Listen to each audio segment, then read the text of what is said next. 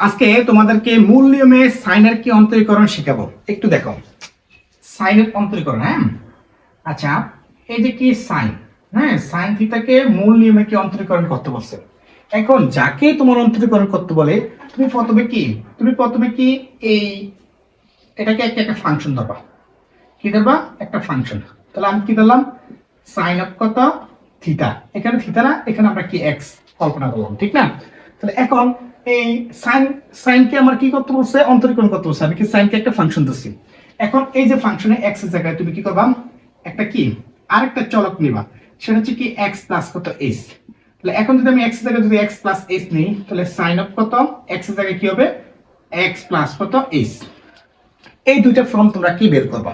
তারপরে যেটা মূল নিয়মে যে অন্তরীকরণের কি সূত্র, সেটা হচ্ছে কি আমরা যদি কি এই সাইন কে অন্তরীকরণ করি, অর্থাৎ কি ফাংশন কত এক্স কত প্রাইম দিই। এই প্রাইম দেওয়া মানে বুঝাইতেছে কি যে একবার অন্তরীকরণ করছি। এখন একবার অন্তরীকরণ করতে গেলে সেটা লিমিটের সাহায্যে লিখতে হয়। লিমিট কত এস টেন্ডস টু কত 0, হ্যাঁ, ফাংশন কত এক্স প্লাস এর কত এস মাইনাস কত ফাংশন কত এক্স বাই কত এস। এটা হচ্ছে কি মূলত ফাংশনের কি মূল সূত্র। ফাংশনের সাপেক্ষে কোন একটা, হ্যাঁ, কোন একটা অপারেটরকে যদি আমরা কি করি? অন্তরীকরণ করি, তাহলে মূল নিয়মে অন্তরীকরণ করা যে সূত্রটা সেটা হচ্ছে, এটা হচ্ছে মূল নিয়মে অন্তরীকরণ করা মেইন সূত্র। এখন আমরা জাস্ট মানগুলো বসাই দিই। মানগুলো যদি বসাই, তাহলে লিমিট কত এস টেন্ডস টু কত 0, ঠিক না? এস এটার মান কত? সাইন কত? সাইন এক্স প্লাস কত এস, এই গেল মাইনাস এই ফাংশন এক্স এর মান কত? সাইন কত এক্স, এটা গেল। নিচে আছে কি এস।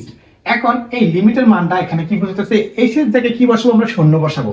এখন যদি এখানে শূন্য বসাই, তাহলে কি হরটা শূন্য হয়ে যায়। তাহলে যখন হরটা শূন্য হয়ে যাবে, তখন কি আমার নির্দিষ্ট কোনো মান আসে না, তখন কি এটা কি অনির্দিষ্ট হয়ে যায়, অসীম মান আসে। তাহলে এখন এস এর মান তখনই বসানো যাবে যখন কি তোমার হরের মান শূন্য আসবে না। এখন আমরা দেখতেছি কি মেইন সূত্রে যখন আমরা এস এর মান বসাই, তখন হরটাই কি শূন্য আসতেছে। তাহলে এই ফর্মে বসানো যাবে না। তাহলে আমার কি করতে হবে? একটু কি ক্যালকুলেশন করতে হবে। এই ক্যালকুলেশনটা কি আমরা যদি করি, একটু খেয়াল করো। তাহলে দেখো লিমিট এস টেন্ডস টু কত 0, এইখানে এসটা পরে থাকবে, ঠিক না? এটা যদি আমি সি ধরি, এটা যদি কি ডি ধরি, সূত্র sin c মাইনাস কত sin d সূত্র যদি আমরা করি, তাহলে sin c minus sin d সূত্র কি 2 cos কত c প্লাস d, c বলতে এটা d বলতে এটা, ঠিক না?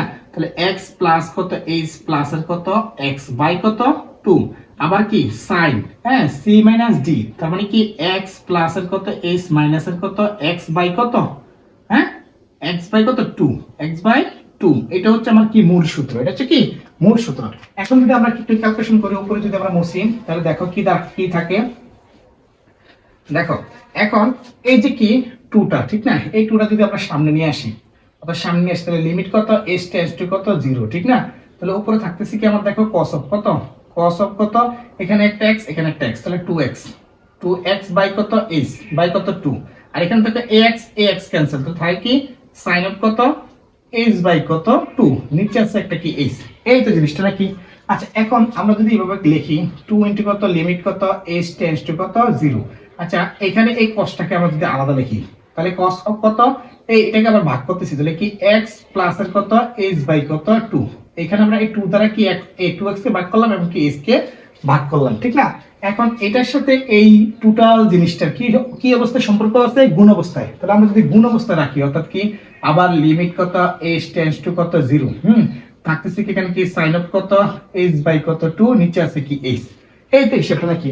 এখন এখানে কত আছে 2, এখানে লিমিটের মানটা যদি এখানে বসাই, তাহলে cos অফ কত x প্লাস এর কত, এখানে h এর মান যদি শূন্য বসাই, তাহলে কি দাঁড়ায় 0 বাই কত 2। এই তো জিনিসটা। আচ্ছা, এখন এখানে কি এই sin এর সাথে h বাই 2 আছে, কিন্তু নিচে কি আছে h আছে। এখন যখন দেখবা এরকম ফর্মে আছে, এরকম ফর্মে, তখন কি করবা? sin এর পরে যে অংশটা আছে, অর্থাৎ কি h বাই 2, নিচে কি আমরা কি h বাই 2 বানানোর চেষ্টা করবা। তাহলে এখন h আছে, তাহলে আমরা h এর সাথে কি হাফ লাগবে, ঠিক না? তাহলে আমরা যদি কি করি লিমিট কত h টেন্ডস টু কত 0, এখানে কত sin অফ কত h বাই কত 2, এখানে কি করলাম আমরা h বাই 2 লিখলাম, আর সামনে একটা কি হাফ দিলাম। সমস্যা আছে? এখন এই হাফটাকে যদি আমরা কি করি সামনে নিয়ে আসি, তাহলে কি থাকে দেখো তো 2 ইনটু কত হাফ, ঠিক না? আর এখানে কত শূন্য দ্বারা 2 কে ভাগ করলে শূন্য, শূন্যের সাথে 1 যোগ করলে কত x, তার মানে কি cos অফ কত x, আর এখানে থাকে কি লিমিট কত h টেন্ডস টু কত 0, ঠিক না? sin কত h বাই কত 2, নিচে কত h বাই কত 2। এখন এই টোটাল এটার মানটা হচ্ছে কি 1, এটা টোটাল মানটা কি 1। এখন যদি আমরা লিখি, তাহলে দেখো কি থাকে তাহলে এখানে এখানে কি a2 ক্যান্সেল থাকবে 1, তাহলে 1 এর সাথে cos গুণ করলে cos অফ কত x, আর এটার মান হচ্ছে কত 1। তাহলে এখন যদি গুণ করি cos অফ কত x, এটা হচ্ছে মূলত কি আমার ফাংশন কি x প্রাইমের কি রেজাল্ট। অর্থাৎ এই ফাংশন কি x প্রাইম দ্বারা বোঝায় কি ddx কত, ddx অফ কত sin কত x, অর্থাৎ কি sin x কে অন্তরীকরণ করলে আমরা পাচ্ছি কি cos। এটা হচ্ছে মূল নিয়মে কি sin এর অন্তরীকরণ। তাহলে মূল নিয়মে sin এর এটা হচ্ছে মূলত কি মূল নিয়মে কি sin এর অন্তরীকরণ, এটা হচ্ছে মূলত কি মূল নিয়মে sin এর অন্তরীকরণ। তাহলে মূল নিয়মে sin কে অন্তরীকরণ করলে আমরা cos x পাই, এটা মনে রাখতে হবে। হ্যাঁ, আশা করি ক্লাসটা বুঝতে পারছি। আল্লাহ হাফেজ।